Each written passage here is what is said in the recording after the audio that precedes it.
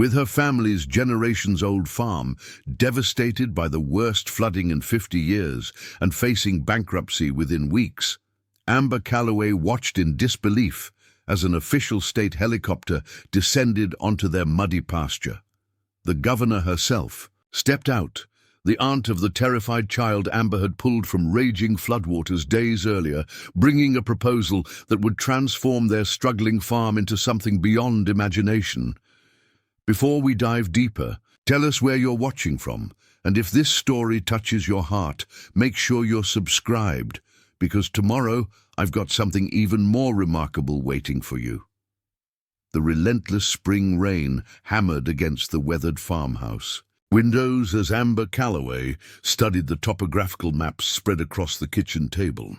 At 28, her calloused hands and the small scar across her right thumb told the story of a lifetime of farm work. Despite the exhaustion shadowing her features, her eyes burned with the fierce determination that had become the family's lifeline. "The North Pasture levee won't hold another day," she said, tracing her finger along the hand-drawn line marking the earthen barrier. "We need to move the livestock to higher ground tonight." Her father, Daniel Calloway, leaned heavily on his cane as he studied the maps beside her. At 62, his weathered face carried deep lines that had multiplied since the farming accident. 3 years ago, the harvester that had crushed his right leg had taken more than his mobility.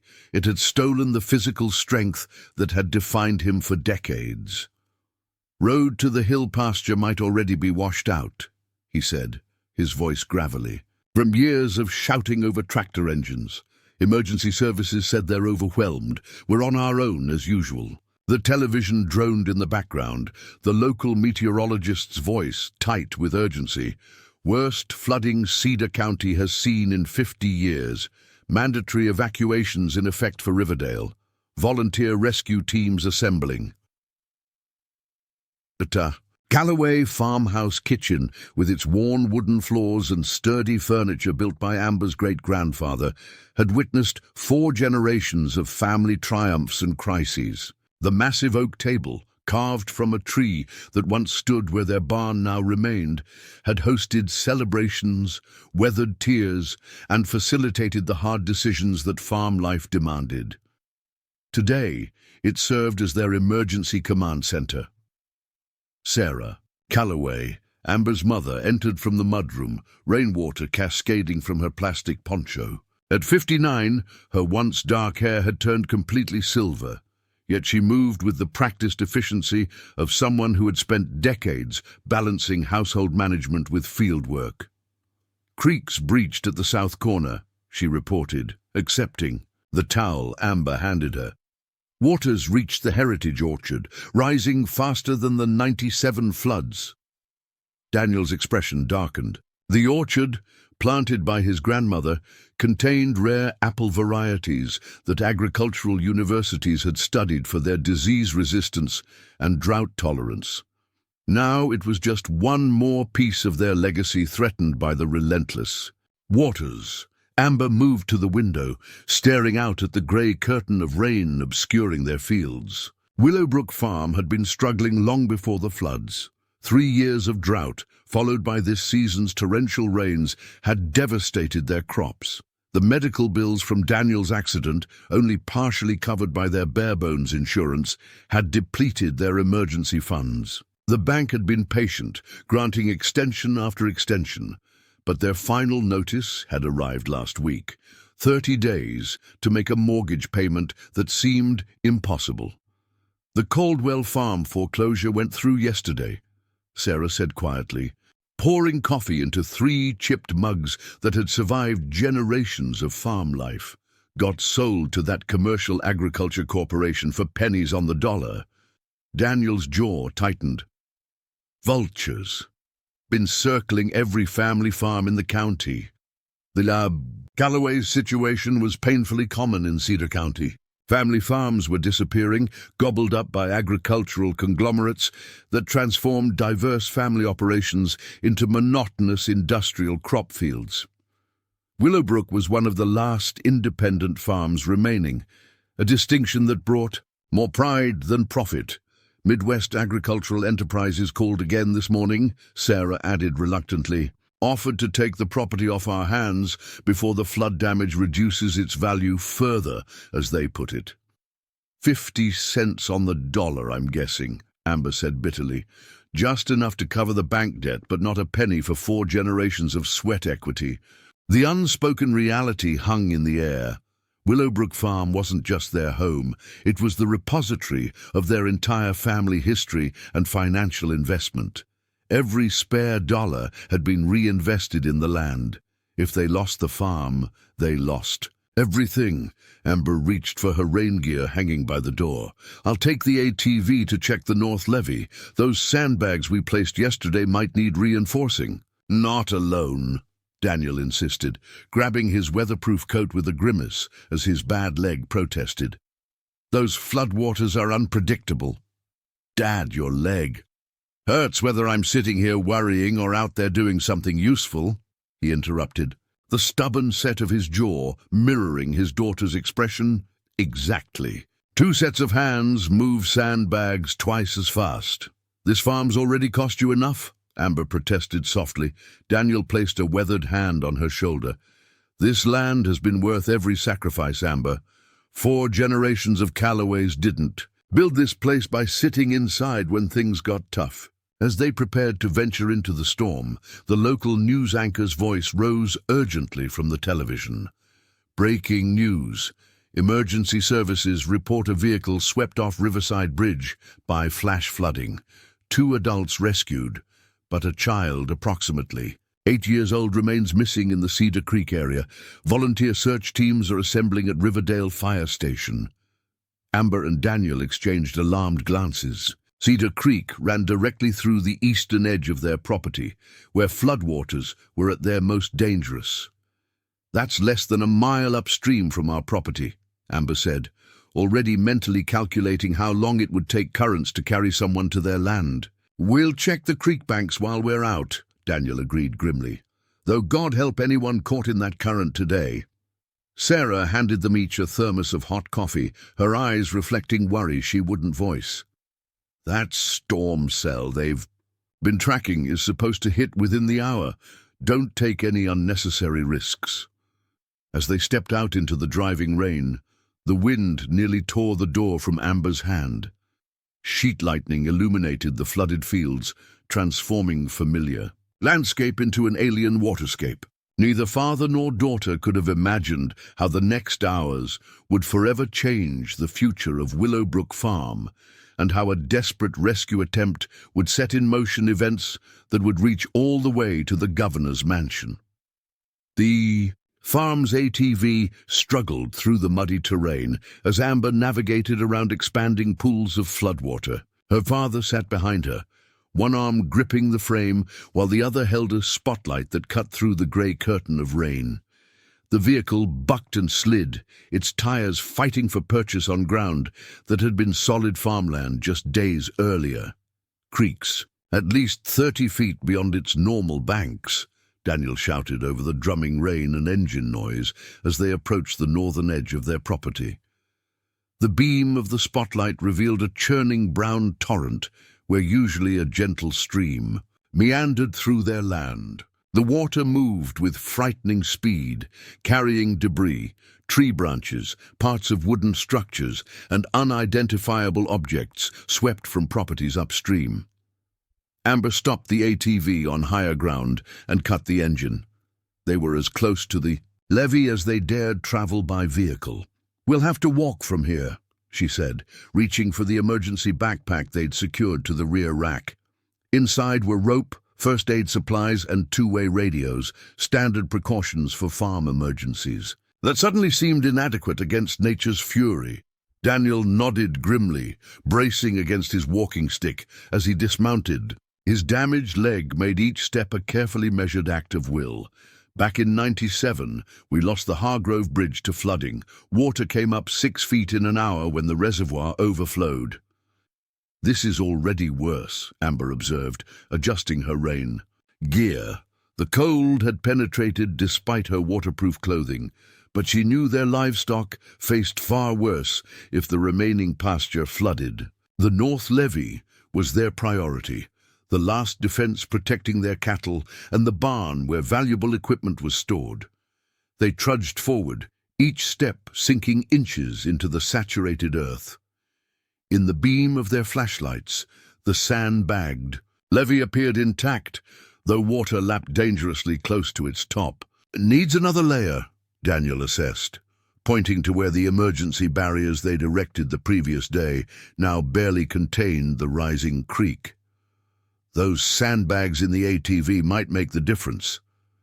As they turned back toward the vehicle, a sound cut through the steady roar of rain and rushing water, a sound so incongruous that both Calloways froze in place.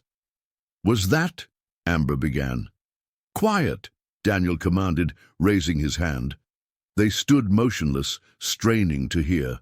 The sound came again, a high, thin cry that could only be human, a child's voice. "Over there." Amber pointed toward the creek, where the flashlight beam caught a tangle of debris lodged against a half-submerged fence line. "Dad, I see something!" In the harsh light, they could make out what appeared to be a portion of a vehicle roof barely breaking the surface, and clinging to it, a small figure in a bright red jacket. "Oh my God," Daniel breathed. "It's the child." From the news report, without hesitation, Amber shed her heavy coat and thrust the flashlight into her father's hands. "Keep the light on them. I'm going in." "Amber, no." Daniel grabbed her arm. "That current will take you too. We need to call for help. By the time help arrives, that child will be gone." Amber's expression was resolute. "I was on the county swim team, Dad. I know what I'm doing. Get the rope from the ATV. I'll secure it around my waist." Daniel recognized the futility of argument. His daughter had inherited the Calloway determination in full measure. "I'll follow the bank as close as I can with the light. If you get into trouble, let go of the child and save yourself. This farm needs you alive." "That's someone else's child, Dad." Amber's voice was steady as she secured the rope around her waist. "Their whole world is clinging to that debris. You do the same." Daniel nodded once, the pride in his eyes mixing with fear. Waters flowing east toward the pond. "If you miss them, try to angle downstream and catch them at the old willow bend." The next moments passed in a blur of focused activity. Amber entered the floodwater at a shallow point, gasping as the icy current rose to her waist. The rope around her middle was secured to the ATV's winch, with Daniel operating the controls while maintaining the spotlight's beam on the stranded child. "I'm coming!" Amber shouted, though her voice was likely lost in the storm. She pushed forward, fighting the current that threatened to sweep her feet from under her. The familiar terrain beneath the water had become treacherous. Hidden holes and debris created unseen hazards with every step. As she moved deeper, the water rose to her chest, then her shoulders. The current's strength increased exponentially, forcing her to abandon walking and begin swimming. Each powerful stroke carried her closer to the debris pile where the child clung, but also threatened to pull her past her target. The rope's knot. "Long enough!" Daniel called from the bank. "I need to move the ATV closer." Amber raised a hand in acknowledgement, focusing her remaining energy on reaching the child. The debris pile, what appeared to be parts of a wooden shed, tree limbs, and the partially submerged vehicle roof, shifted ominously with the water's force.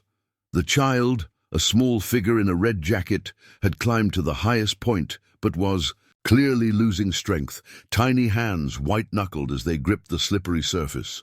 "Hold on!" Amber called, her voice finally carrying across the diminishing distance. "I'm almost there." The child's head turned, revealing a boy's face, perhaps 7 or 8 years old, eyes wide with terror and lips blue from cold. "Help!" he cried, the word barely audible over the storm. With a final powerful thrust, Amber reached the edge of the debris pile. She grasped a protruding beam, using it to pull herself closer while fighting the current that wanted to tear her away. "I've got you," she assured the boy, extending her hand. "Take my hand. I'll get you to safety." The child hesitated, frozen by fear or cold or both. "I can't," he whimpered. "I'll fall." "You won't fall," Amber promised, her voice projecting a confidence she didn't entirely feel. The debris shifted, again beneath them, tilting precariously. "My name's Amber. What's yours?" "Ethan," the boy stammered through chattering teeth. "Ethan, you're doing great. So brave," Amber encouraged, inching closer. "But this pile won't hold much longer. We need to go now. My dad's on shore with a rope. He'll pull us both in." A sudden surge in the current hit the debris pile, causing a violent shift. Ethan screamed as his perch tilted, nearly dumping him into the raging water. In that moment of crisis, survival instinct overcame fear. He lunged toward Amber, who caught him with one arm while maintaining her grip on the wooden beam with the other. "I've got him!" she shouted toward shore, where Daniel's spotlight never wavered. "Wrapping the winch cable," Daniel called back. "Hold tight." Amber pulled Ethan close against her, feeling his small body trembling violently. "Arms around my neck," she instructed. "Hold on tight. Don't let go for anything." The boy clung to her with desperate strength as she abandoned the relative stability of the debris pile. The current immediately seized them, pulling them downstream faster than she had anticipated. The rope around her waist went taut, with a jerk that nearly knocked the breath from her lungs. "Dad!" she called out, fighting to keep both her and Ethan's heads above water as they were dragged sideways through the flood. The winch was pulling them toward shore, but the current fought against it, creating a diagonal path through the churning water. On the bank, Daniel was a study in focused intensity. One hand operated the winch controls with careful precision, while the other maintained the spotlight's beam on his daughter and the child.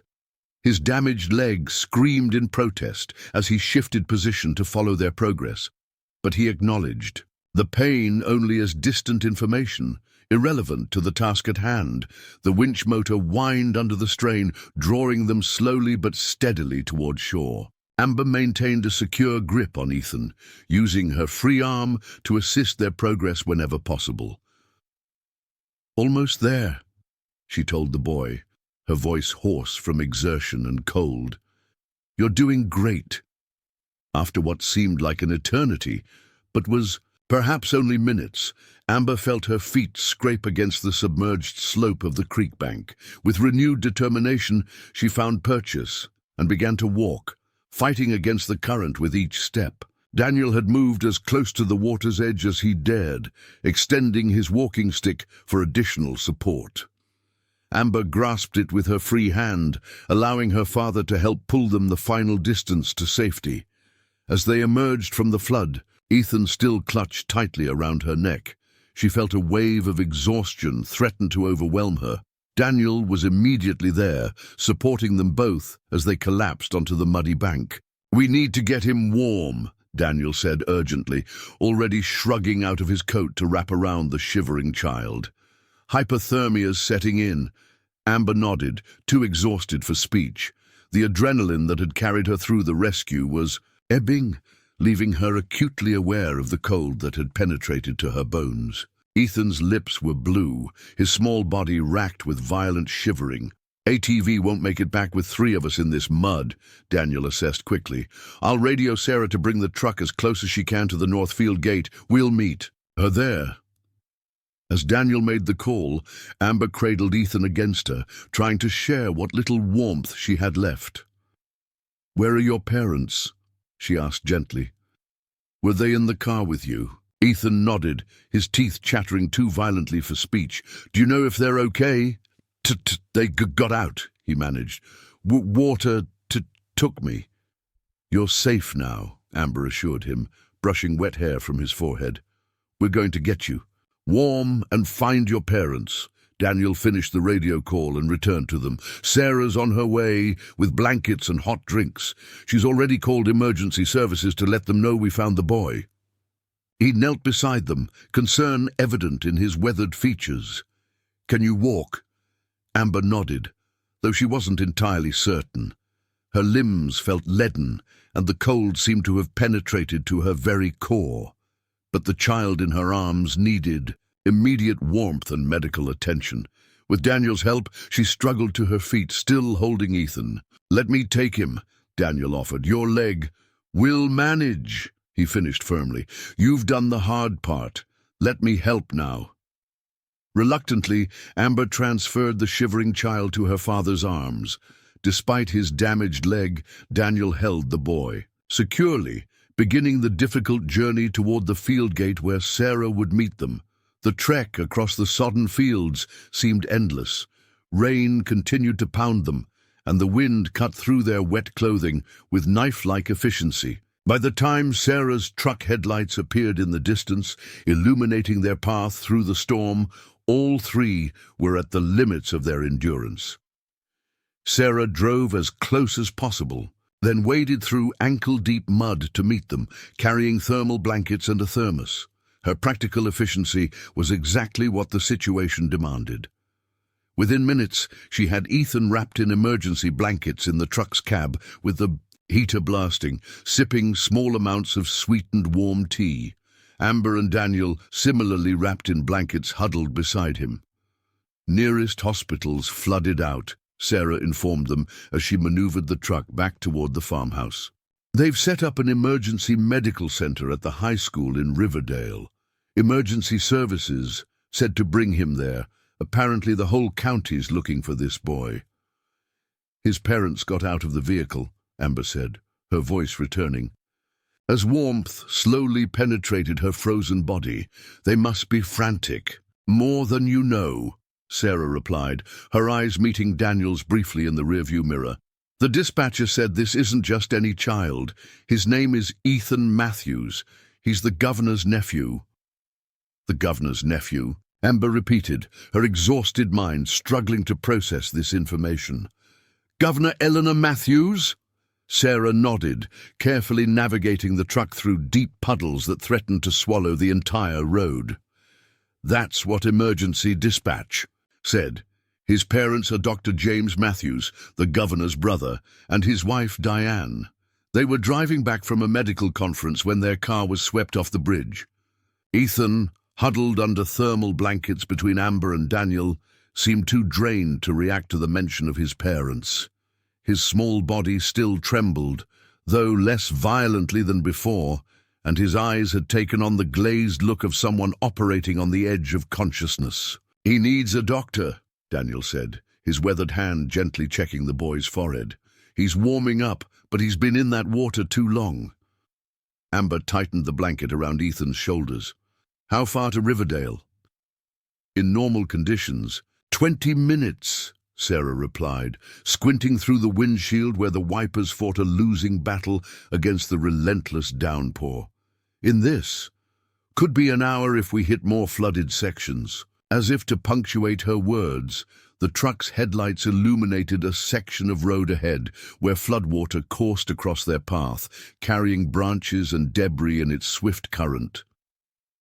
"We can't risk it," Daniel decided, assessment born from decades of navigating rural emergencies. "The farmhouse is closer.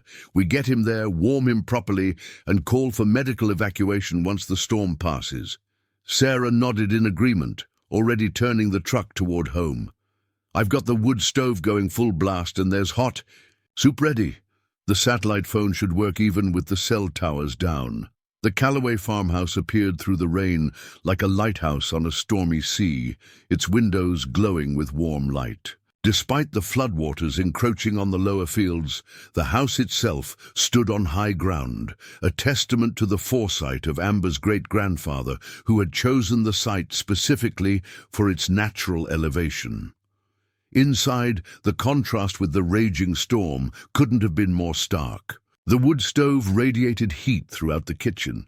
Steam rose from a pot of soup simmering on the antique cook stove, and thick towels and dry clothing had been laid out in anticipation of their return. "Let's get him out of these wet clothes," Sarah directed, her nursing training from decades earlier surfacing with practiced efficiency. "Amber, fetch that old heating pad from the linen closet. Daniel, call emergency services on the satellite phone." Within minutes, Ethan had been gently stripped of his sodden clothing, dried, dressed in an old set of flannel pajamas that had belonged to Lucas, Amber's younger brother who was away at veterinary school, and wrapped in warm blankets near the stove. His eyes remained open but unfocused, responding sluggishly to simple questions. "Drink this," Sarah encouraged, offering a mug of warm broth. Small sips. While Sarah tended to Ethan, Amber finally peeled off her own wet clothing in the adjacent bathroom, her fingers so numb they fumbled with buttons and zippers. As warm water from the shower gradually restored feeling to her extremities, the reality of what she had done began to sink in. She had swum into floodwaters to rescue a stranger's child, the governor's nephew no less. The surreal nature of the situation struck her with the same force as the hot water on her chilled skin. By the time she emerged in dry clothes, color returning to her previously blue-tinged lips, Daniel had connected with emergency services via satellite phone. "They're sending a medical evacuation team," he reported, his own hair still dripping from a hasty towel dry. But the storms intensified. No helicopters can fly in this weather, and the roads to Riverdale are completely cut off. "We're on our own until at least morning." "What about his parents?" Amber asked, accepting a steaming mug of coffee from her. "Mother, they're at the emergency shelter in Riverdale," Daniel replied. "Apparently half the state's emergency personnel are searching for Ethan.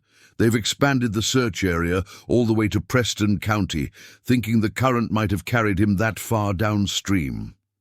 "Should we try to reach the governor's office directly?" Sarah suggested, adjusting the blankets around their young charge, who had finally fallen into an exhausted sleep. Daniel shook his head. "The dispatcher is relaying information. They know he's safe with us, and medical personnel. We'll assess him as soon as weather permits evacuation. For now, our job is to keep him warm, hydrated, and monitored." A comfortable silence fell over the kitchen as the implications of the day's events settled around them. The constant drumming of rain against the windows and the occasional rumble of thunder formed a strangely soothing backdrop to the warmth and light within. For the moment, the immediate crisis had passed. A child had been saved, and he was receiving the care he needed. Yet beneath this momentary calm, the larger crisis of Willowbrook Farm remained unresolved. Tomorrow or the next day, the floodwaters would recede, Ethan would be reunited with his family, and the Calloways would still face the looming bank foreclosure, flood-damaged crops, and the potential loss of their family legacy. As if reading her thoughts, Daniel placed a hand on Amber's shoulder. "You did something remarkable today," he said quietly. "Whatever happens with the farm, remember that you saved a life. That matters more than any piece of land." Amber nodded, though her heart wasn't entirely in agreement. The farm wasn't just land. It was the physical embodiment of her family's history, the repository of generations of knowledge and tradition. Even saving a child, as profound as that act had been, couldn't erase the pain of potentially losing. "Willowbrook, I'm going to check the livestock," she said, rising from her chair. The warmth and hot coffee had restored her energy, and the physical activity would help process the tumultuous emotions of the day. "I'll come with you," Daniel began, but Amber shook her head. "Stay with Ethan. Your leg needs rest. And someone needs to be here when he wakes up. I'll take the satellite phone in case emergency services calls." Outside, the storm had begun to abate slightly. The rain continued steadily, but the violent gusts had diminished, and the thunder had become more distant. The worst, it seemed, had passed, at least meteorologically. Amber made her way to the barn, where they had relocated their remaining livestock before the flooding intensified. The ancient structure, built by her great-grandfather, with hand-hewn beams from the property's own oak trees, had withstood a century of Midwest weather events. Tonight, it provided shelter to the 37 head of cattle that represented the core of their diminished herd, along with 4 horses and an assortment of chickens hastily relocated from their usual coop. The animals greeted her with familiar sounds of movement and soft lowing. The scent of hay and livestock was comforting in its normalcy, a reminder that some things remained constant even in the midst of chaos. Amber moved among them, checking water troughs, ensuring feed was accessible, and examining each animal, briefly for signs of stress or injury. As she worked, her mind kept returning to Ethan, the terror in his eyes as he clung to the debris, the violent trembling of his small body against hers as she fought the current, the revelation of his connection. To the governor, what were the odds? Of all the children who could have been swept downstream, for this particular child to land on their property seemed beyond coincidence. Amber wasn't generally prone to seeing signs or portents in random events, but even she had to acknowledge the extraordinary alignment of circumstances. If she and her father hadn't gone to check the levee at precisely that moment, if the debris pile hadn't caught on their fence line, if they hadn't heard Ethan's cries over the storm. The satellite phone interrupted her reflections, its distinctive ring echoing in the barn. Amber quickly wiped her hands on her jeans and answered, "Calloway residence, this is Amber, Miss Calloway." The voice was crisp, professional, female. "This is Melissa Harrington, Chief of Staff to Governor Matthews. I understand you have the governor's nephew in your care." "Yes," Amber confirmed, surprised by the direct contact from such a high-ranking official. "He's resting comfortably. My mother is monitoring him, and we're waiting for medical evacuation when weather permits. The governor would like to speak with you personally if possible." Before Amber could respond, there was a shuffling sound, and then a new voice came on the line, warm, authoritative, with the faintest trace of the regional accent that Eleanor Matthews had never quite eliminated despite years in the political spotlight. "Ms. Calloway, this is Eleanor Matthews. I understand. Our family owes you an immeasurable debt of gratitude." Amber swallowed, suddenly acutely aware that she was standing in a barn, surrounded by livestock, speaking to the highest-ranking official in the state. "Governor Matthews, we're just glad we could help. Ethan is resting now. He was hypothermic when we found him, but he's warming up well. My brother and sister-in-law are beside themselves with relief," the governor said, emotion evident in her usually composed voice. "James, Dr. Matthews, says your quick action likely saved Ethan from severe hypothermia. He's requesting specific information about Ethan's condition if possible." Amber provided all the details she could. Ethan's current temperature taken with their basic first aid thermometer, his responsiveness, breathing rate, and color. The governor relayed these to someone on her end, presumably Ethan's father, before returning to the conversation. "The storm is expected to clear enough for helicopter evacuation by early morning," Governor Matthews continued. "A medical team will be dispatched to your location at first light. Until then, you have my profound gratitude for taking care of my nephew." "Anyone would have done the same," Amber replied, uncomfortable with the praise. There was a slight pause. Then the governor spoke again, her tone suggesting she was reading information just provided to her. "My staff tells me your family operates Willowbrook Farm, fifth-generation farming operation, specializing in heritage grain varieties and sustainable livestock practices. Currently experiencing financial pressure due to recent weather events and market conditions." Amber blinked in surprise. The governor's staff had apparently conducted a remarkably thorough background check in the short time since Ethan's rescue. "That's accurate," she acknowledged, unsure how else to respond. "We'll speak more when I arrive with the medical team tomorrow," Governor Matthews said. "For now, please convey my deepest gratitude to your parents as well. What your family has done will not be forgotten." The call ended, leaving Amber staring at the satellite phone in bewilderment. The governor was coming personally, tomorrow. And how did her staff know so much about Willowbrook Farm's situation?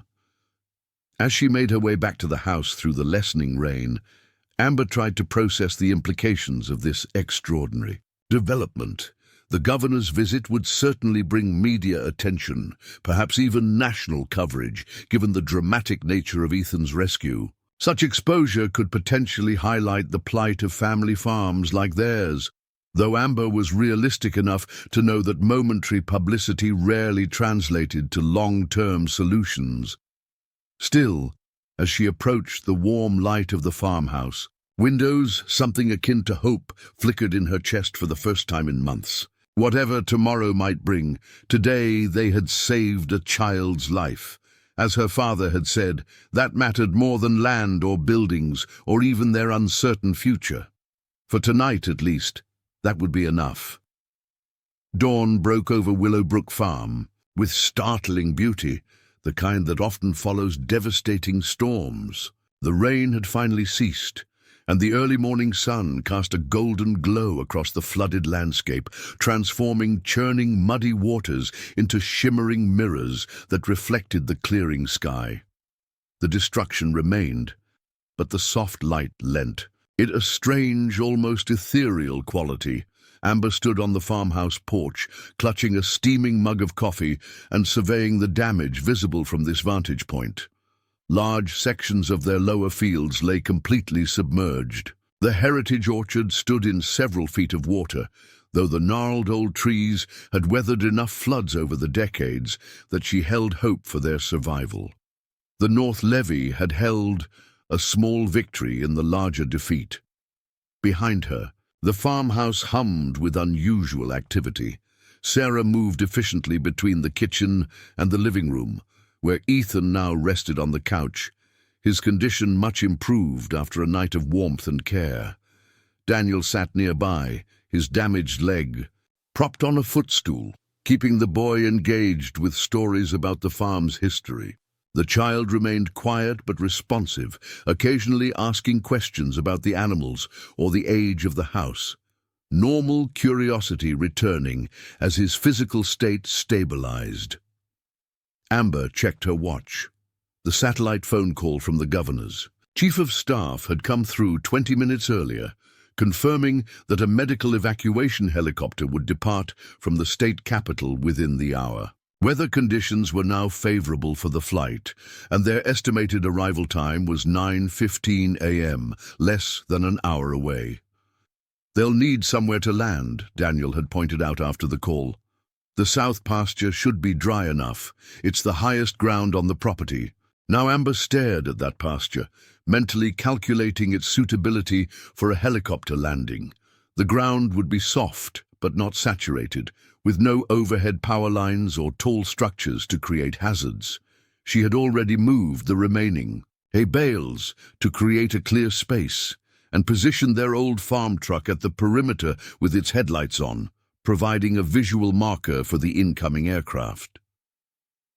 The sound of tires on gravel drew her attention to the driveway, where an official-looking black SUV navigated carefully around flood-damaged sections of the lane. Two more identical vehicles followed behind it. "They're early," Amber murmured to herself, setting down her coffee mug and straightening her flannel shirt. She had changed into the cleanest, most presentable clothing she could find, though presentable on a working farm during a flood emergency was a relative term. The vehicles parked in the turnaround area before the house, and several individuals emerged. They wore a mixture of business attire and what appeared to be emergency management uniforms. A woman in a crisp pantsuit approached the porch first, tablet in hand and an earpiece visible beneath her short dark hair. "Ms. Amber Calloway?" she inquired, extending her hand. "Melissa Harrington, Chief of Staff to Governor Matthews. We spoke on the phone last night." "Yes, of course," Amber replied, shaking the offered hand. "We weren't expecting a motorcade ahead." Of the helicopter, Melissa offered a professional smile. "Advanced team protocol. We need to assess the situation and prepare for the governor's arrival." She gestured to the others, now approaching the porch. "Medical team, security detail, and emergency management assessment personnel." The efficiency with which the group deployed was impressive. The medical team, a doctor and paramedic, headed directly into the house after brief introductions, clearly prioritizing Ethan's condition. Security personnel conducted a quick survey of the immediate surroundings, while others set up communications equipment in one of the SUVs. The governor will arrive by helicopter with Ethan's parents within the hour, Melissa explained as she accompanied Amber back into the house. I understand you've designated the south pasture as the landing zone. Amber nodded. It's the highest ground we have. Should be firm enough despite all the rain. Inside, the medical team was already examining Ethan, whose eyes had widened at the sudden influx of strangers. Dr. Sarah Chen, a pediatric emergency specialist according to her introduction, knelt beside the couch with a gentle smile. Hello, Ethan. I hear you had quite an adventure yesterday, she said, her tone calculated to put the boy at ease as she checked his vital signs. How are you feeling this morning? Better, Ethan replied shyly. Mrs. Calloway made me pancakes with real maple syrup. Lucky boy, Dr. Chen commented, winking at Sarah, who stood nearby. Sounds like you've been in good hands. The medical assessment confirmed what the Calloways had observed. Ethan was recovering well from his ordeal, with normal vital signs and no apparent lasting physical effects from his immersion in the floodwaters. The doctor did recommend follow-up tests once they returned to a proper medical facility, but her immediate concerns were minimal. You did everything right, Dr. Chen told the family as she repacked her medical bag. Textbook management of potential. Hypothermia. Are any of you medical professionals? Just farm sense, Daniel replied with a modest shrug. When you live 30 minutes from the nearest hospital, you learn how to handle emergencies. Melissa Harrington, who had been quietly observing while simultaneously managing communications through her earpiece, stepped forward. Governor Matthews has just departed the capital. ETA approximately 40 minutes. Dr. and Mrs. Matthews are accompanying her. The next half hour passed in a blur of preparation. Sarah, despite Melissa's assurances that such efforts were unnecessary, insisted on brewing fresh coffee and setting out the homemade muffins she had baked at dawn. Daniel changed into a clean shirt, his concession to the extraordinary nature of their impending visitors. Amber walked the security team to the south pasture, confirming the landing zone parameters and answering questions about the property's layout. When she returned to the house, Ethan had been dressed in clean clothes provided by the medical team. Likely, items packed by his parents. His dark hair had been neatly combed, and some color had returned to his previously pale cheeks. He looked more like a normal 8-year-old now, though the lingering shadows beneath his eyes testified to his recent trauma. Ms. Calloway, he said as Amber entered, his voice carrying the careful formality of a child who has been taught proper manners. Thank you for saving me. Something tightened in Amber's chest, a mixture of emotion she couldn't quite name. You can call me Amber, she replied with a smile. And you're very welcome, Ethan. You were really brave out there. He nodded solemnly. My dad says when you're scared, being brave just means you don't give up. I was really scared, but I didn't give up. That's exactly right, Amber agreed, impressed by the wisdom in his response. And that's what made it possible for us to find you. Before they could continue their conversation, a distinctive sound cut through the morning air, the rhythmic thump of helicopter rotors approaching from the east. Everyone in the house paused, conversations halting mid-sentence as the reality of their extraordinary situation reasserted itself. That'll be the governor, Melissa confirmed, touching her earpiece. Right on schedule. The household moved as one toward the porch, drawn by the approaching aircraft now visible against the clear morning sky. Ethan, despite Dr. Chen's suggestion that he might prefer to wait inside, insisted on joining them, his small hand finding Amber's as they stepped outside. The helicopter, larger and more imposing than Amber had imagined, circled once over the property before beginning its descent toward the south pasture. It bore the official state seal on its side, gleaming in the morning sunlight as it settled onto the landing zone Amber had prepared. Even at this distance, the downwash from the rotors was visible, creating ripples across the standing water. In the lower fields and bending the tall grass at the pasture's edges, Melissa Harrington checked her tablet one final time. The governor would like to speak with the family privately before any official statements or proceedings. Standard media protocols are in effect. No photographs or recordings without explicit clearance. She looked up at the Calloways. This is quite unusual, I should note. Governor Matthews typically maintains strict procedural guidelines for field operations. As the helicopter's rotors slowed, a small procession emerged from the aircraft. 2 security personnel exited first, followed by a middle-aged couple who could only be Ethan's parents. The woman's posture conveying barely contained urgency, the man's hand supportively at her back. Behind them came a figure Amber recognized. Instantly from news broadcasts and official state photographs, Governor Eleanor Matthews. Even at a distance, the governor commanded attention. Tall and striking at 58, with silver-streaked dark hair and a bearing that managed to convey both authority and accessibility, Eleanor Matthews had built her political career on a reputation for straightforward problem-solving and personal engagement with constituents.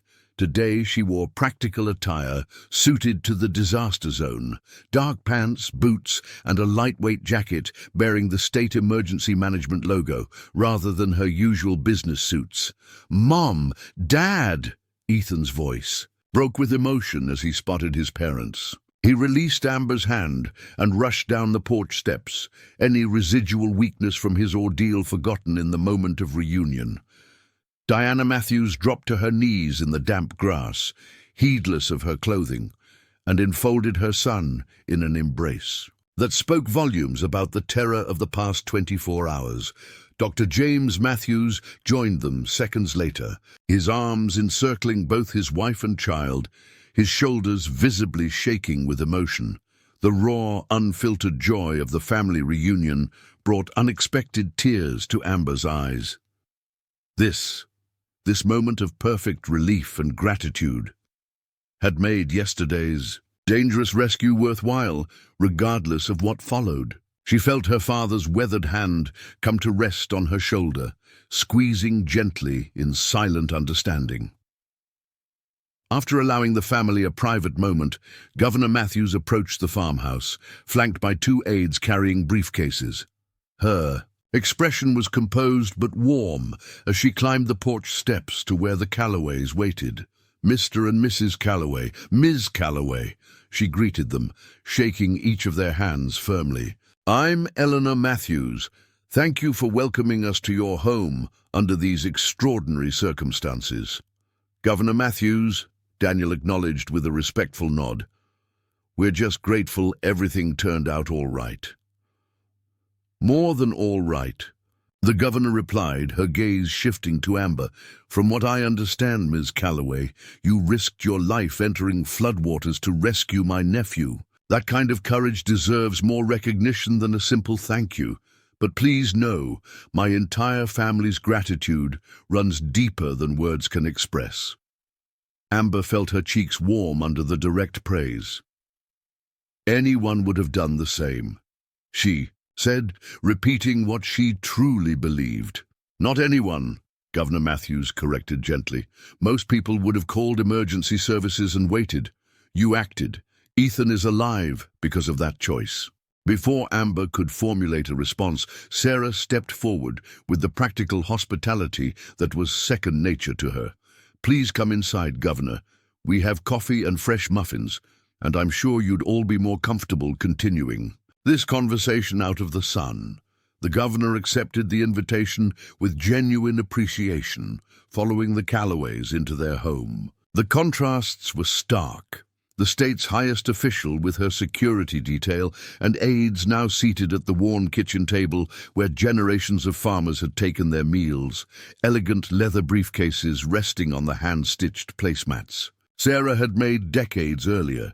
As Sarah poured coffee into their everyday mugs, the Matthewses joined them. Ethan still clutched tightly to his mother's side, as if she feared he might disappear again.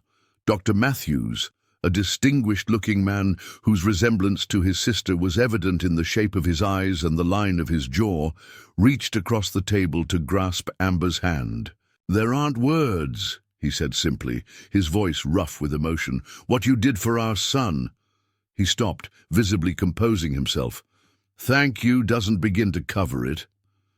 "James is right," Diana Matthews added, her arms still wrapped protectively around Ethan. "We've spent the worst night of our lives thinking we might have lost him. What your family did, it's beyond measure." The sincerity of their gratitude was humbling. Amber glanced at her parents, seeing in their expressions a reflection of her own feelings. Appreciation for the acknowledgement, but also a certain discomfort with being thanked so profusely for what they considered a natural human response to an emergency. Governor Matthews, perhaps sensing this, gently redirected the conversation. "While we were flying in, I couldn't help but notice the extent of the flooding on your property. How badly has your farm been affected?" Daniel Calloway's weathered hands tightened almost imperceptibly around his coffee mug at the governor's question. After decades of farming, discussing the precarious state of Willowbrook Farm with outsiders, even well-meaning ones, had become an exercise in careful dignity. "We've lost approximately 60% of our planted acreage to flooding," he replied evenly. "The heritage wheat fields on the eastern boundary are completely underwater, lower pastures too. We've moved the livestock to higher ground, but we've lost most of this season's feed crops." Governor Matthews nodded, her expression thoughtful rather than pitying, a distinction the Calloways appreciated. "And this comes after 3 consecutive years of drought conditions, correct? My agricultural advisor mentioned your region has faced particularly challenging weather patterns."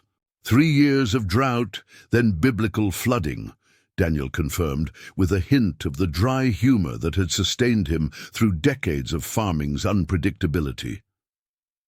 "The Lord works in mysterious ways, though his timing with the rain could use some refinement." A genuine smile touched the governor's face at this, and some of the formality in the room dissipated. She turned to Amber. "Your family specializes in heritage grain varieties, I understand. Preservation of agricultural biodiversity." Amber nodded, surprised by the governor's specific knowledge. "Yes, we maintain seed lines for 17 wheat varieties that have largely disappeared from commercial agriculture, plus heritage corn, oats, and barley strains. My great-grandfather started the seed preservation program in the 1930s during the Dust Bowl, when he recognized that agricultural diversity was disappearing as farming industrialized. An impressive legacy," Governor Matthews observed. "Those genetic resources have significant scientific and cultural value." "Not enough value to secure adequate crop insurance," Sarah interjected, with the practical perspective that had always been her contribution to the family operation. "Heritage varieties don't qualify for the same coverage as commercial strains." The governor exchanged glances with one of her aides, who made a note on a tablet. "That's actually an issue my administration has been examining. The current agricultural insurance framework disadvantages exactly the kinds of sustainable, diversity-focused operations that we need for long-term food security." She paused, seeming to make a decision, then nodded to her chief of staff. "Melissa." Harrington immediately opened one of the leather briefcases, extracting several folders with official state seals.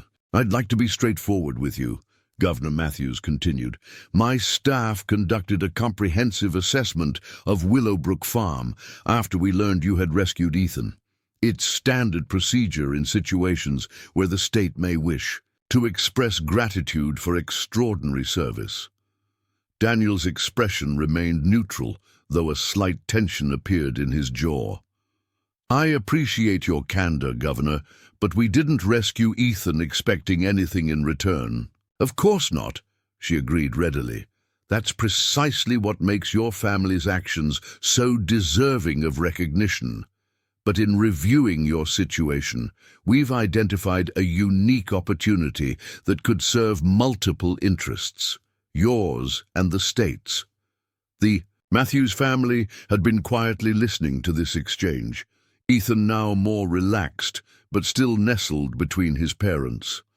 Dr. Matthews leaned forward slightly. Eleanor has been passionate about sustainable agriculture initiatives since long before she entered politics, he offered. It was actually her doctoral research focus before she redirected to public policy. This contextual information surprised the Calloways. The governor's background in agricultural science wasn't widely publicized in her official biographies, which typically emphasized her legal career and public service record. Governor Matthews acknowledged her brother's comment with a nod. James is being kind. My academic work on agricultural biodiversity was largely theoretical, but it did inform many of the initiatives I've championed since taking office, including the State Agricultural Heritage Program. She accepted a folder from Melissa and placed it on the table. This program, established last year, is designed to preserve working farms with significant historical, cultural, and agricultural value. Participating farms receive disaster relief funding, infrastructure improvement grants, and technical support for sustainable practices. In return, they serve as living repositories of agricultural knowledge and education centers for regional farming communities. Amber exchanged glances with her parents, a flicker of guarded hope passing between them. This sounded remarkably aligned with the vision her great-grandfather had outlined in journals she had studied.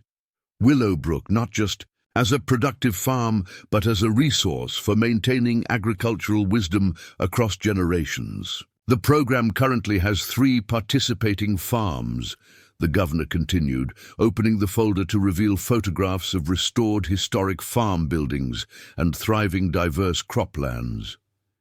Each represents a different agricultural tradition within our state. What we've lacked, however, is a heritage grain preservation operation, precisely the specialty that Willowbrook Farm has maintained for nearly a century. Daniel leaned forward, his cautious interest evident despite his attempt at neutrality.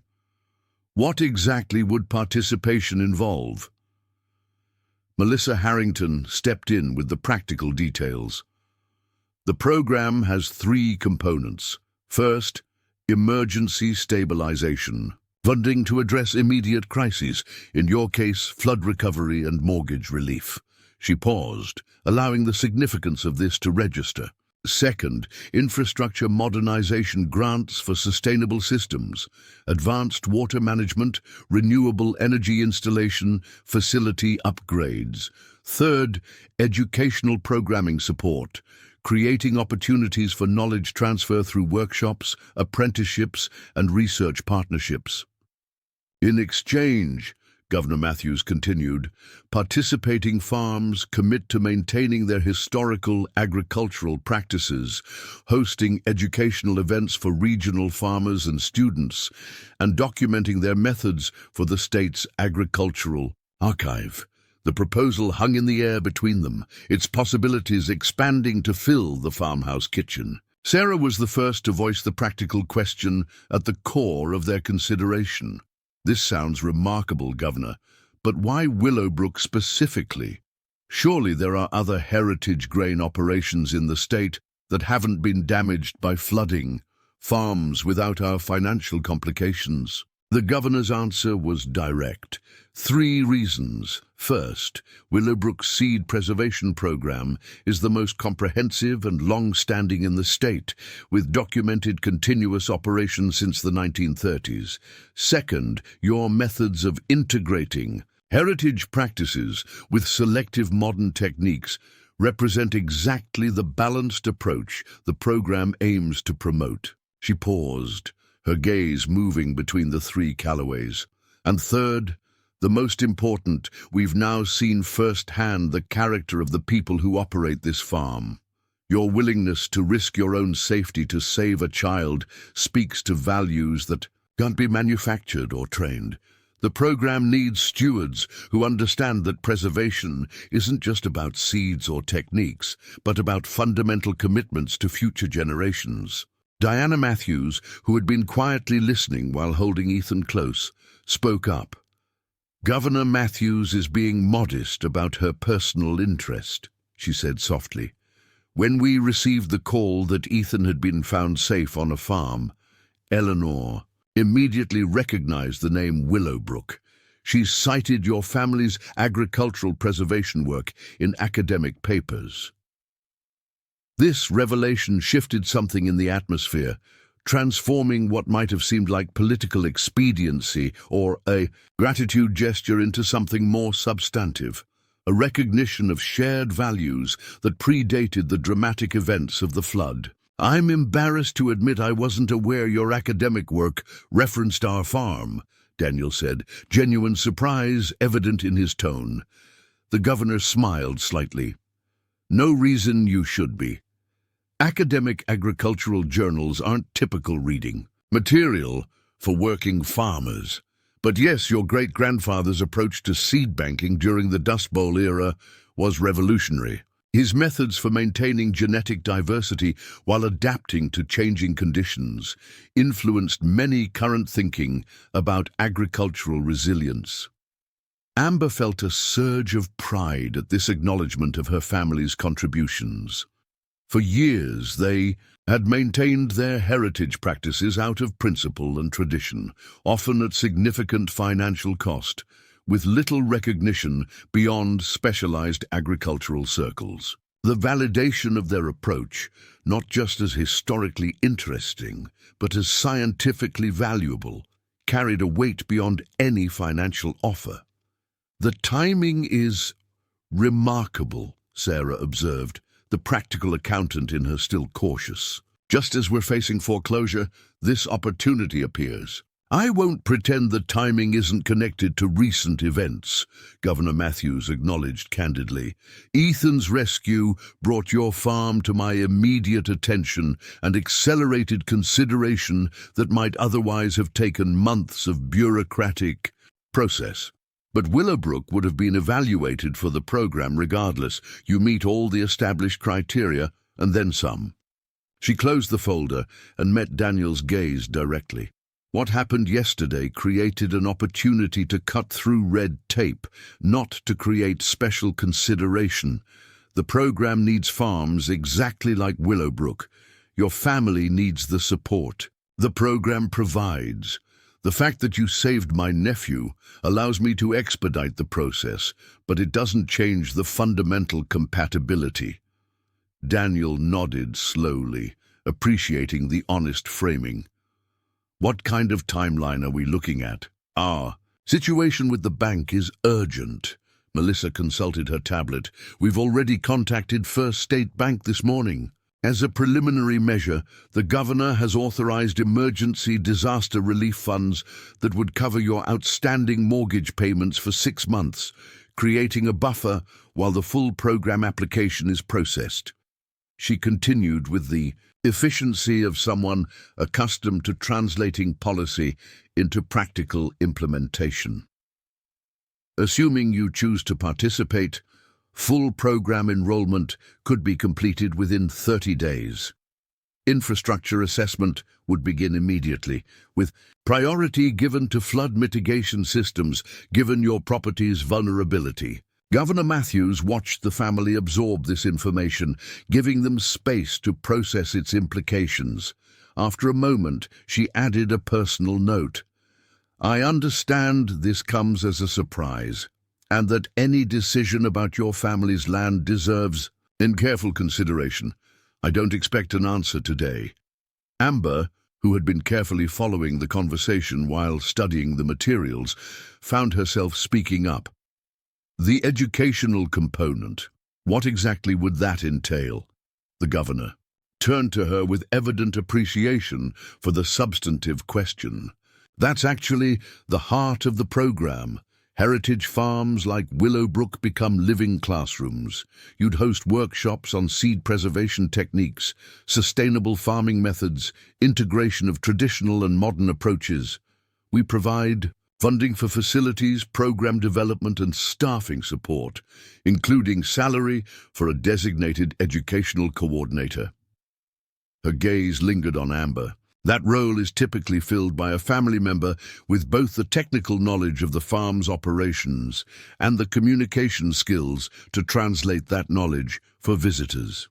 In successful models, it's often the younger generation that bridges traditional practices with contemporary educational approaches.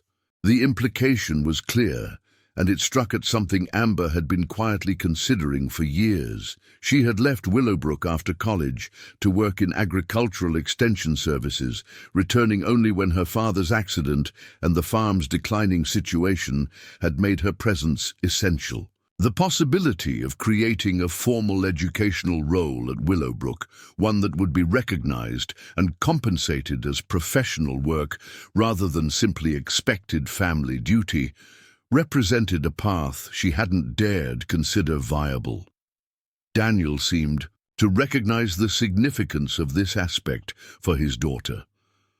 "The program sounds comprehensive," he acknowledged, "but I assume there are conditions and long-term commitments involved."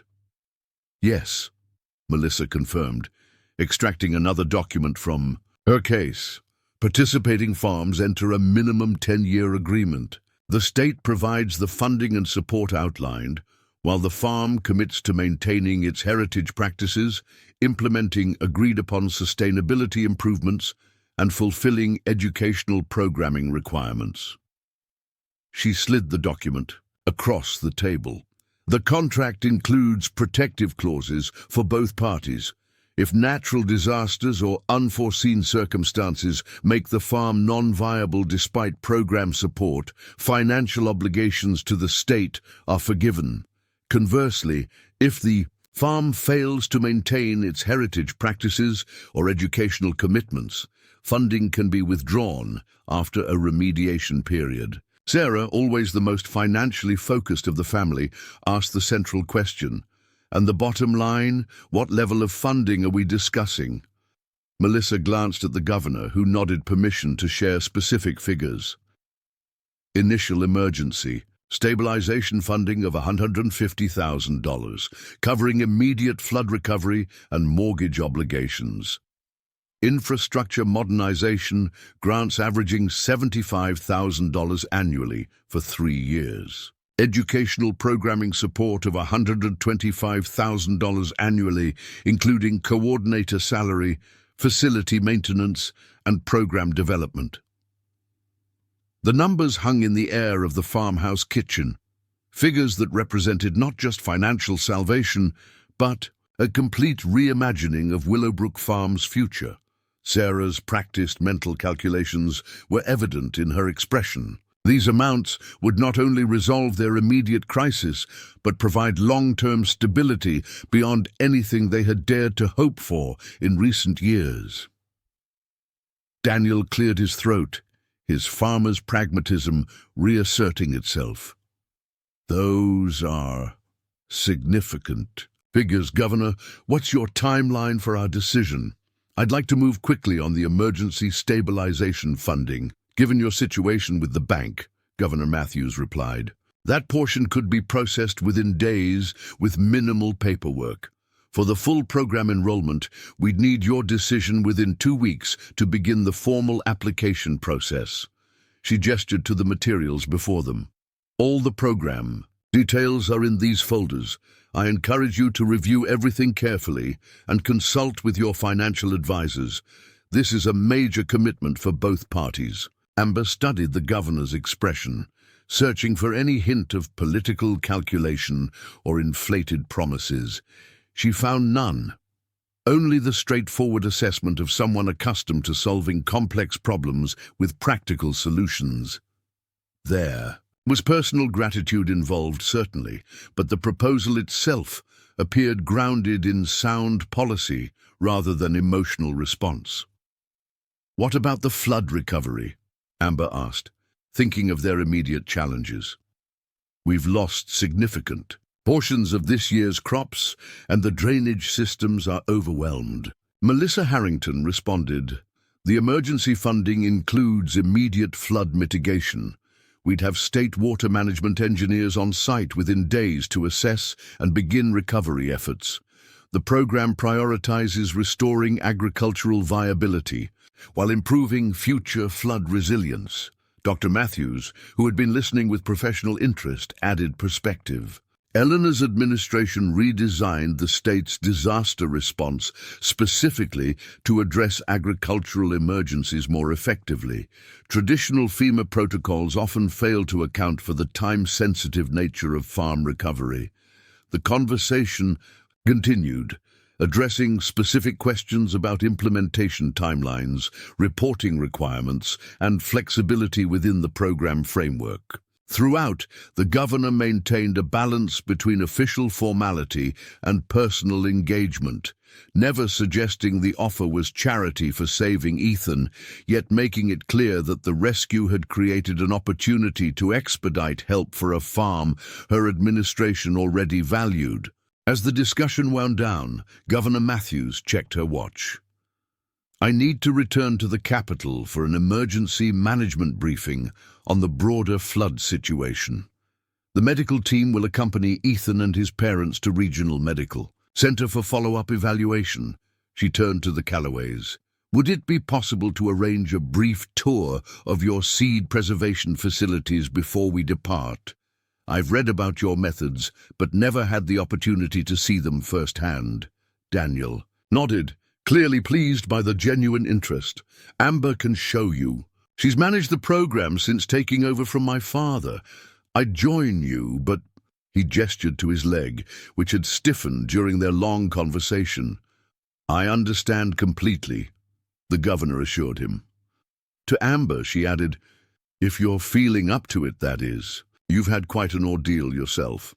I'd be happy to, Amber replied, finding herself genuinely eager to share this aspect of their operation, the heart of what made Willowbrook special, with someone who apparently understood its significance. As they prepared to leave the kitchen, Ethan approached Amber, looking more animated than he had all morning. Can I come too?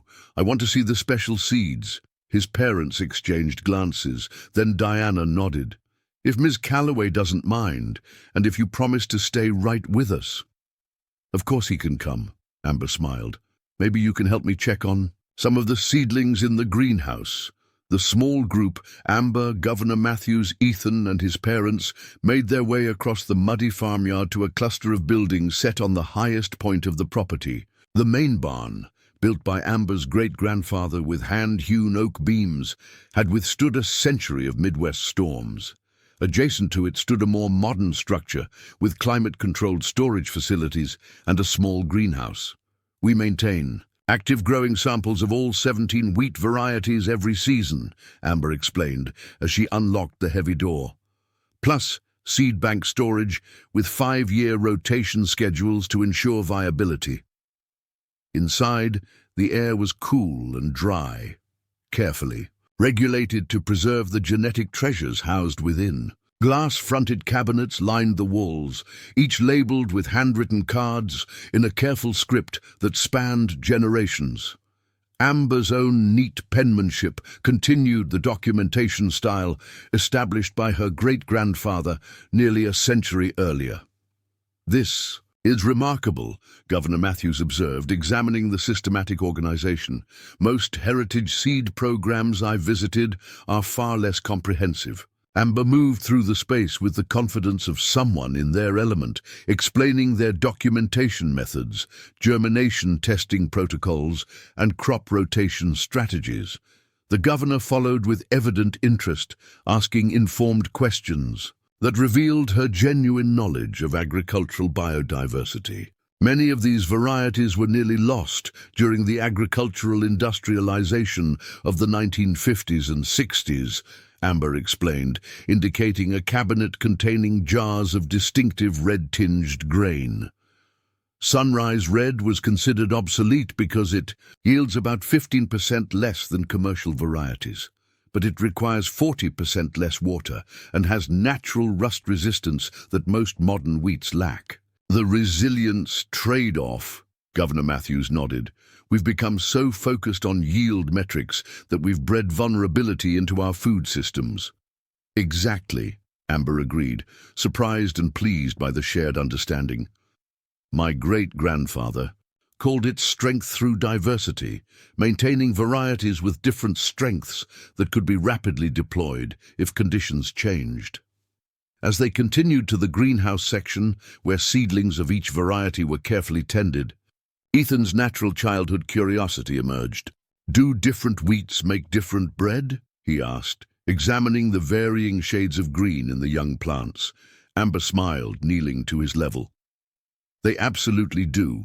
Some make bread that's darker and more flavorful. Some make lighter, milder bread.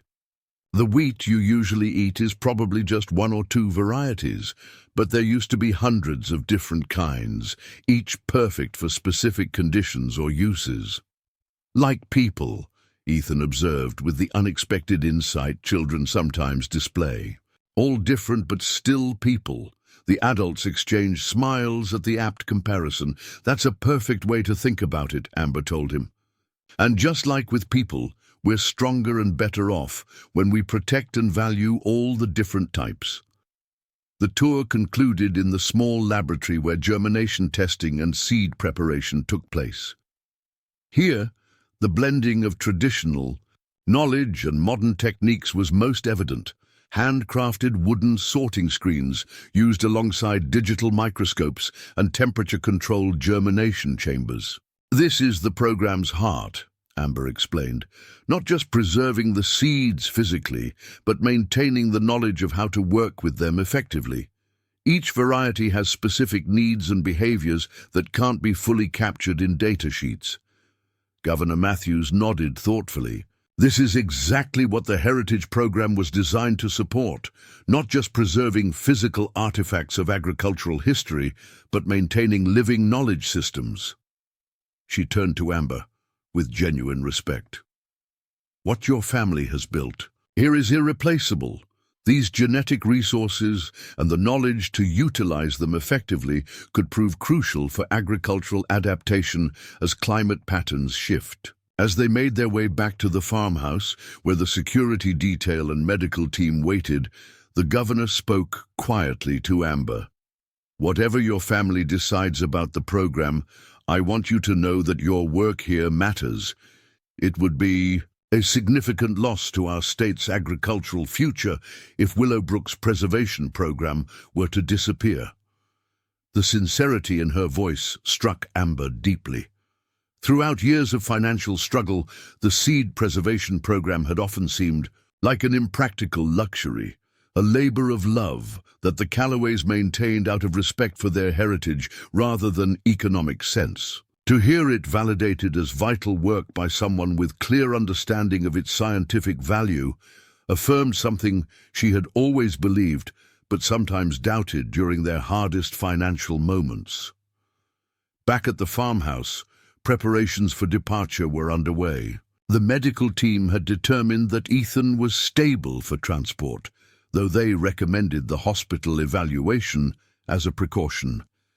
The helicopter crew had completed their pre-flight checks and security personnel were establishing the departure. A protocol. Final goodbyes were exchanged on the farmhouse porch with promises of continued communication regarding the program offer. Diana Matthews embraced Amber with the fervent gratitude of a mother whose child had been returned from the brink of disaster. Dr. Matthews shook Daniel's hand with similar emotion, expressing again the family's profound appreciation. Ethan, now, fully animated and seemingly recovered from his ordeal, hugged Amber impulsively. "Thank you for saving me and showing me the special seeds," he said, his childish directness cutting through adult formalities. "You're very welcome," Amber replied, touched by his earnest gratitude. "Maybe you can come back someday when there's not a flood, and I'll show you how we plant them." "I'd like that," He nodded seriously before rejoining his parents. As the official party made their way to the waiting helicopter, Sarah turned to her husband and daughter. "Well," she said simply, "that was unexpected." The understated observation, so typical of Sarah's practical nature, broke the tension. Daniel chuckled, shaking his head in wonder. "When I woke up this morning, I certainly didn't expect the governor to be sitting at our kitchen table offering to save the farm." They watched as the helicopter lifted off, its distinctive sound gradually fading as it rose and banked toward the state capitol. The three Calloways remained on the porch, each absorbed in their own thoughts about the extraordinary proposal that had just been presented. A potential transformation of their prospects that had seemed impossible just 24 hours earlier. "We should discuss this," Daniel said finally, as the helicopter disappeared from view. "Properly. With Lucas, too." Amber nodded, knowing her younger brother, currently away at veterinary school, would want input on any decision affecting the family farm he would someday partially inherit. "I'll call him tonight. See if he can come home this weekend." They moved back into the kitchen, where the folders containing the program details remained on the table. Sarah began gathering the breakfast dishes, her natural inclination to create order asserting itself as she processed the morning's events. "The numbers make sense," she observed, her accountant's mind having already analyzed the financial aspects. "More than sense, really. It's everything we've needed." Daniel picked up one of the brochures, studying the photographs of other farms in the program. "It's not just about the money, though, is it? It's about what we'd be committing to. Becoming a demonstration farm, opening our operations to visitors, structured educational programs." He looked up at Amber. "A very different life than traditional farming. Is that necessarily bad?" Amber asked, giving voice to thoughts that had been forming since she first understood the proposal. Great-grandfather always intended Willowbrook to be more than just a productive farm. His journals talk about preservation as an educational mission, not just a farming practice. She moved to the ancient oak secretary desk in the corner, removing a leather-bound journal from its drawer. The book's worn cover bore the simple inscription, "Thomas Calloway, 1933. Opening it to a marked page, she read aloud, "Seeds carry not just genetic material, but human knowledge. Every variety represents generations of farmers making choices, responding to conditions, selecting for traits that told the story of their time and place. To lose these varieties is to lose chapters of our agricultural story. To preserve them is to keep our full vocabulary for speaking with the land." Daniel nodded, familiar with his grandfather's philosophical writings. He was ahead of his time in many ways. The idea of a farm as both a productive operation and an educational resource, that's essentially what the governor is proposing to formalize. With actual funding to make it sustainable, Sarah added practically. Something Thomas never had. They fell into thoughtful silence, the weight of the decision before them settling in the room. This wasn't merely about accepting financial rescue, it was about potentially redirecting the entire future of Willowbrook Farm and their roles within. It would mean significant changes, Daniel acknowledged, giving voice to the most obvious concern. Parts of the farm would become public spaces. Our methods would be documented, observed, potentially critiqued. There would be reporting requirements, visitors to manage, educational programs to develop. But the core of what makes Willowbrook special would be preserved, Amber countered. Not just preserved, validated, supported, expanded. We've been struggling just to maintain the basics of the preservation program. With this kind of support, we could actually fulfill great-grandfather's vision. Sarah, ever practical, raised another consideration. There's also the matter of succession. None of us is getting any younger. She glanced at Daniel's damaged leg. The physical demands of traditional farming are already challenging. A transition toward an educational model with sustainability improvements might allow us to continue meaningful work without the same physical toll. The observation hung in the air, acknowledging realities they rarely discussed openly. Daniel's injury had accelerated the physical decline that all farmers eventually face, making the labor-intensive aspects of their operation increasingly difficult. The program's infrastructure modernization could potentially address some of these challenges, creating a more sustainable operation in both environmental and human terms. "I think we need to consider it seriously," Daniel said finally. "Not rush to a decision out of financial desperation, but not dismiss it out of pride or fear of change either." Amber nodded, relieved that her father was approaching the opportunity with an open mind. "The governor said we have 2 weeks to decide on the full program. That gives us time to review everything carefully, consult with Lucas, maybe even visit one of the other participating farms." "And the emergency funding?" Sarah asked. "That would address the immediate bank situation while we consider the broader commitment." Daniel considered this. "I think we accept that portion regardless. It buys us time and begins the flood recovery. If we ultimately decide against the full program, we can work out repayment terms for just that initial funding." The practical path forward thus established, the family began the process of careful consideration that had characterized Calloway decision-making for generations. The folders were divided among them, each taking sections to review in detail. Sarah would analyze the financial and contractual aspects. Daniel would evaluate the agricultural requirements and land use implications. And Amber would focus on the educational programming and heritage preservation components. As they settled into this familiar pattern of deliberate assessment, the extraordinary nature of the day's events began to feel more manageable. Whatever they decided, Willowbrook Farm had been granted something precious beyond financial support, time to make a considered choice about their future rather than having it decided for them by financial necessity. 3 weeks after the governor's unexpected helicopter landing, Willowbrook Farm hummed with activity unlike anything it had seen in decades. The contrast with the desperate situation they had faced during the flood was so stark that Amber sometimes found herself pausing in the midst of her tasks, momentarily disoriented by the rapid transformation of their circumstances.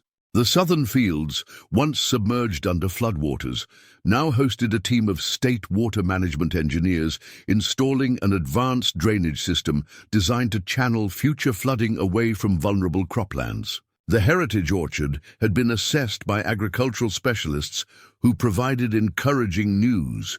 While some younger trees were lost, the gnarled old specimens had survived with minimal damage, their resilience a testament to generations of careful cultivation.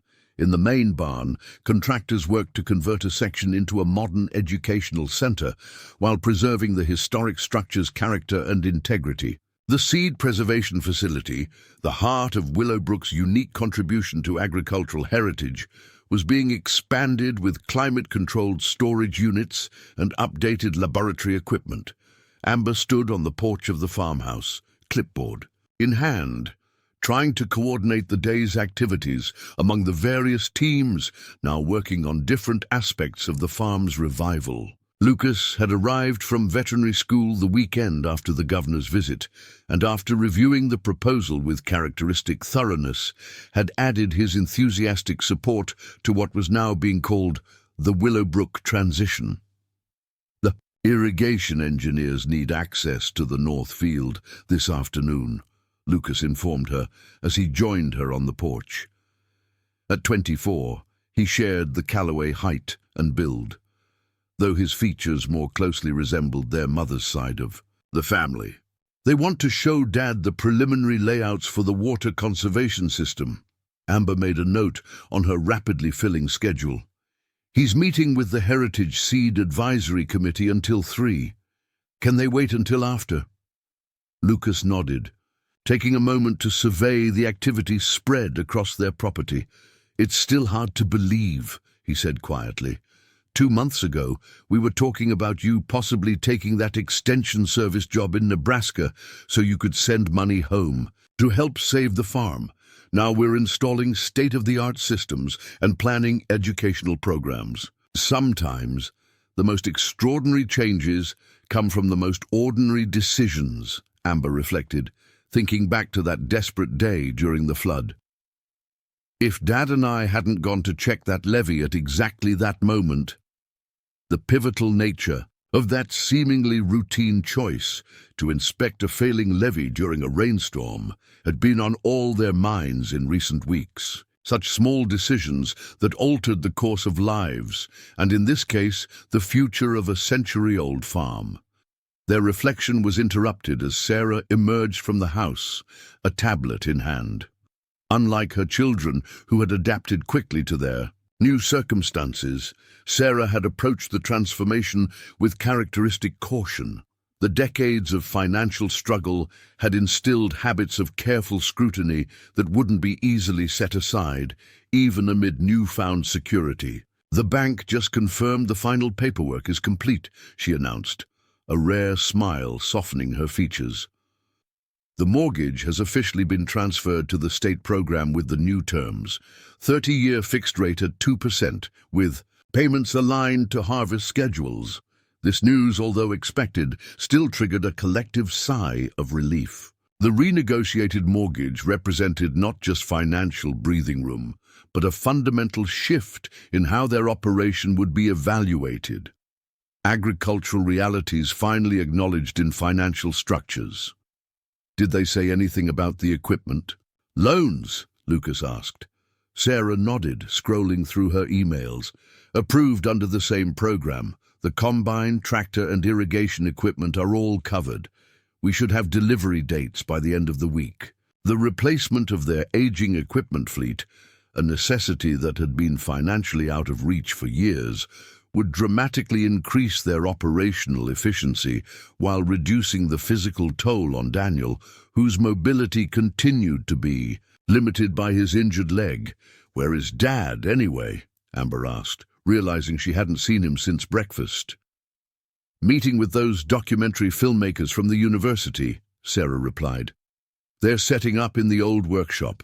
Apparently, they want to record him explaining traditional seed cleaning techniques as part of the Heritage Documentation Project." The documentation initiative had been one of the most unexpected developments of the past weeks. The State Agricultural Heritage Program had partnered with the university's media department to create comprehensive records of traditional farming practices that were in danger of being lost. Daniel, initially uncomfortable with being filmed, had gradually warmed to the idea that his knowledge, accumulated over decades and inherited from previous generations, was considered valuable enough to preserve for future farmers. As if summoned by their conversation, Daniel appeared around the corner of the barn, walking alongside a young woman with camera equipment slung over her shoulder. His gait, while still marked by his injury, seemed less labored these days, whether from reduced stress or the new physical therapy program covered under the state's Rural Healthcare Initiative. It was hard to say. "Amber," he called as he approached the porch. "This is Lisa Chen from the University Media Department. She'd like to interview you about the educational programming plans tomorrow, if you're available." Amber nodded, adding yet another item to her increasingly complex schedule. The role of Educational Program Director, officially offered to her last week with a salary that acknowledged her expertise and responsibilities, was still taking shape as she worked with state coordinators to develop Willowbrook's specific approach. "We're particularly interested in how you're integrating traditional knowledge with modern sustainable practices," Lisa explained. "The Heritage Program Director mentioned your apprenticeship model as potentially groundbreaking." The apprenticeship initiative had been Amber's own contribution to the transition plan, a program that would bring young farmers to Willowbrook for 6-month residencies, learning both heritage agricultural methods and sustainable innovations. The state had embraced the concept enthusiastically, offering stipends for participants and expanded housing allowances for the farm. As Lisa departed to set up equipment for the next day's interview, the Calloway family found themselves alone. On the porch for the first time that day, a rare moment of quiet amid the constant activity that now characterized Willowbrook Farm. "Sometimes I miss the silence," Daniel admitted, lowering himself carefully into his favorite chair. "All these people, all this activity, it's quite a change from how things have been." "Good change, though?" Lucas asked, studying his father's expression. Daniel considered the question, his weathered features thoughtful. "Different," he said finally. "Not what I envisioned for Willowbrook when I took over from my father. But then, he probably said the same thing when he took over from his father. Evolution, not revolution," Amber quoted from their great-grandfather's journals, one of his favorite phrases when discussing agricultural adaptation. "Exactly," Daniel nodded. "Each generation of Calloways has shaped this land according to the needs and knowledge of their time. This is simply our contribution to that ongoing conversation with the place." A comfortable silence settled over the family as they gazed out at the transformed landscape of their farm. The floodwaters had long since receded, leaving behind fertile soil, now being prepared for replanting with a mixture of heritage grains and cover crops. The new irrigation systems would ensure more efficient water usage, while solar panels being installed on the southern barn roof would reduce their dependency on grid electricity. "Oh, I almost forgot," Sarah said, breaking the contemplative moment. "Governor Matthews's office called. They'd like to schedule the official program launch ceremony for next month. Apparently, there's significant media interest in Willowbrook becoming the heritage grain center for the state program." Daniel raised an eyebrow. "Media interest in seed preservation?" "In the whole story," Lucas pointed out. "The flood, Amber's rescue of Ethan, the farm's transformation. It's the kind of narrative people connect with. Crisis, heroism, renewal." Amber felt a flutter of discomfort at this framing. While she understood the public relations value for the state program, the dramatic aspects of their story sometimes overshadowed what she considered more meaningful, the validation of traditional agricultural knowledge and the creation of a sustainable model for preserving it. "Governor Matthews assured me the focus will be on the agricultural heritage aspects," Sarah added, sensing Amber's concerns. "Yes, Ethan's rescue created the connection, but it's Willowbrook's century of seed preservation that makes the farm valuable to the program." This reassurance aligned with the governor's approach throughout the process. While the initial opportunity had undeniably emerged from the dramatic rescue, the actual program implementation had been grounded in substantive agricultural policy rather than political theatre. Governor Matthews had visited twice more since the initial meeting, each time focusing on specific technical aspects of the farm's heritage practices rather than publicity opportunities. A truck pulling into the driveway interrupted their conversation. The first group of regional farmers arriving for today's scheduled tour of the developing water management systems. As part of the educational component of the program, Willowbrook had begun hosting weekly visits from agricultural professionals interested in implementing similar approaches on their own properties. "That's my cue," Amber said, checking her watch as she rose from her chair. "The water engineers will walk them through the technical specifications, but they wanted me to explain how we're integrating the new systems with our heritage crop requirements." As she descended the porch steps to greet the visitors, Amber felt a profound sense of purpose that had sometimes eluded her in recent years. The struggle to simply keep Willowbrook operational had often overshadowed the deeper significance of what they were preserving. Now, with that immediate pressure relieved, she could focus on articulating and sharing the agricultural wisdom that had always been the farm's true legacy. The farmers who emerged from their vehicles, a mix of ages and backgrounds representing operations of varying sizes, greeted her with the respectful curiosity of professionals interested in practical solutions. These were not tourists seeking a quaint agricultural experience, but working people facing similar challenges to those Willowbrook had confronted. "Welcome to Willowbrook Farm," Amber began, settling into the role that was becoming increasingly natural. "We're in the middle of implementing some significant changes here, but our core mission remains the same as it has been for nearly a century: preserving agricultural diversity while adapting to changing conditions." As she led the group toward the demonstration area where the water engineers waited, Amber reflected on the extraordinary journey of the past month. From the desperate night of the flood to this moment of renewal and purpose, the path had been neither straight nor predictable. A single act of courage, entering floodwaters to save a stranded child, had created connections that transformed not just Willowbrook's financial situation, but its entire future trajectory.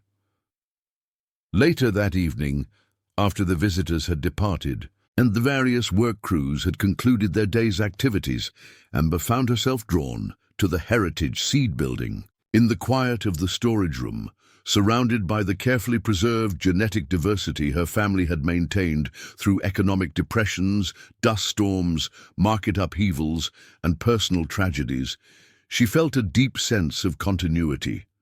The glass jars lining the shelves contained not just seeds but possibilities, adaptations to future conditions that couldn't yet be predicted, resilience factors that might prove crucial in changing climates, nutritional properties that modern agriculture had sometimes sacrificed for yield or convenience. Her family's stubborn insistence on preserving this diversity, often at significant personal cost, had kept these options alive for future generations.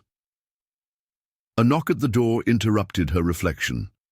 Daniel stood in the doorway, his silhouette backlit by the setting sun.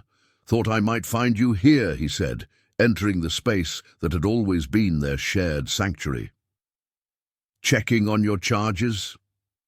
Amber smiled at the familiar phrase. From her earliest childhood, Daniel had referred to the heritage seeds as her charges, living things entrusted to her care rather than inanimate objects or mere agricultural inputs. "Just thinking about great-grandfather," she replied. "Whether he would recognize what Willowbrook is becoming." Daniel moved slowly along the shelves, his fingers lightly touching the labeled jars with familiar reverence. "I think he would. The methods change, the scale shifts, but the essential purpose remains." He turned to face his daughter. "He started this collection because he believed that agricultural knowledge belonged to the future as much as to the past. What we're doing now, opening Willowbrook to visitors, creating formal educational programs, documenting traditional practices, it's fulfilling that vision in ways he couldn't have implemented, but would have certainly understood." The wisdom in her father's perspective settled Amber's occasional doubts about the farm's transformation. Willowbrook had never been static throughout its century of existence. Each generation had adapted its approaches while maintaining core principles, precisely what they were doing now, simply on a more formal and supported basis. "The governor's office confirmed the final grant approval today," Daniel added after a moment. "The full infrastructure program, educational funding, everything we discussed, it's officially happening." Though they had been proceeding with the transition for weeks based on preliminary approvals, this final confirmation marked the true beginning of Willowbrook's new chapter. The heritage farm would continue, not just survive, but thrive, while fulfilling its deeper purpose as a repository of agricultural knowledge. "I was thinking about that moment in the flood," Amber said quietly, "when I first spotted Ethan on that debris pile. How close we came to not seeing him or not being able to reach him. She looked up at her father.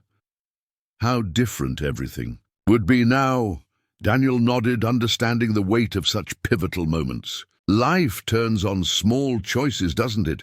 The decision to check the levee during a storm, the glimpse of a red jacket in floodwaters, a child's cry heard above the wind, and a governor who understood the value of what we've been doing here all along, Amber added. That too, Daniel agreed, though I suspect Willowbrook would have found its way eventually. What you preserve here is too important to be lost. He gestured to the surrounding seed collection. These varieties and the knowledge of how to cultivate them. They represent options for a future none of us can predict. That has value beyond our family or even our lifetime. As they stood together amid the physical embodiment of their family's legacy, the last light of day filtered through the windows, illuminating the glass jars with a golden glow. Outside, the transformed landscape of Willowbrook Farm settled into evening quiet, the new drainage channels reflecting the sunset, the solar panels on the barn roof catching final rays, the enhanced greenhouse systems automatically adjusting for nighttime temperatures. The farm that had nearly been lost now stood poised for a new era, one that honored its past while embracing innovation, that preserved traditional knowledge while making it accessible to future generations, and that had found unexpected renewal through a single act of courage during a storm. It's been quite a journey, Daniel observed, his arms settling around his daughter's shoulders. And it's just beginning, Amber replied, her gaze taking in both the preserved seeds of their heritage and the horizon of possibilities that now stretched before Willowbrook Farm. Up next, you've got two more standout stories right on your screen. If this one hit the mark, you won't want to pass these up. Just click and check them out. And don't forget to subscribe and turn on the notification bell so you don't miss any upload from us.